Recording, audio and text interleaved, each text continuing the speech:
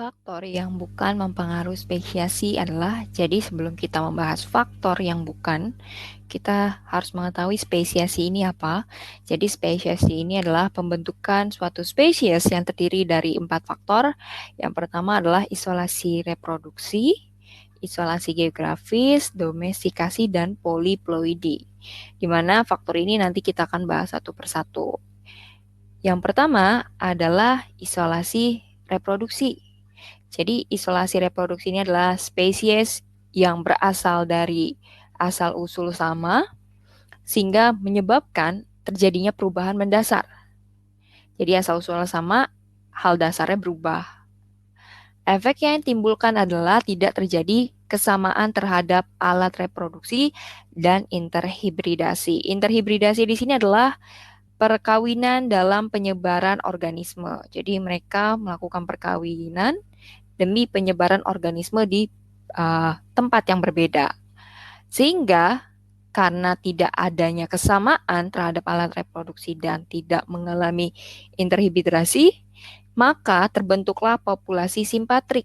Populasi simpatrik ini adalah populasi yang berasal dari beda spesies. Jadi kita tandai di sini dia sebagai populasi beda spesies. Nah, tadi interhibridasi ini adalah perkawinan ya.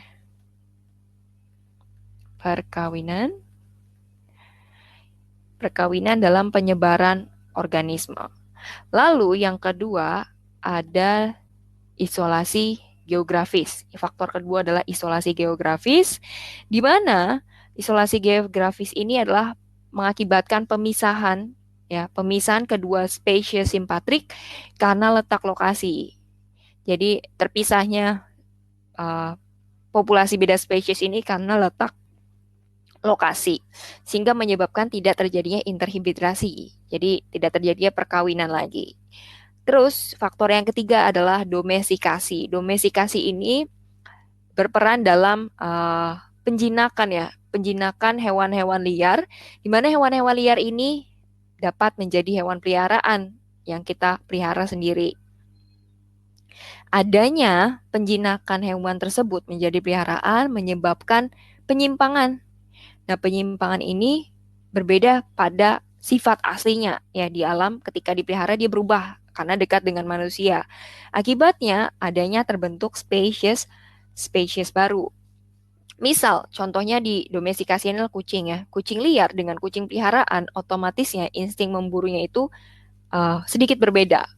Karena peliharaan dia jinak dengan manusia, makanan diberikan oleh manusia, otomatis daya memburunya sedikit menurun dibanding dengan kucing liar di luar yang memburu dengan instingnya sendiri tanpa bantuan manusia, sehingga adanya terbentuk jenis spesies baru. Lalu yang keempat adalah poliploidi. Nah, poliploidi ini adalah jadi kromosom mengalami pembelahan. Biasanya poliploidi ini semacam mutasi ya. Jadi kromosom mengalami pembelahan berlipat ganda karena selnya berlipat pembelahan yang terlalu berlebihan sehingga dia tidak bisa mewarisi sifat dari induknya karena mengalami pembelahan berlipat ganda.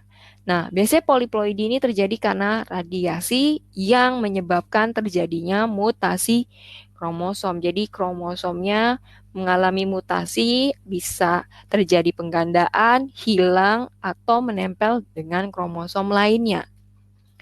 Nah, itu adalah 4 faktor dari spesiasi ya. Nah, yang bukan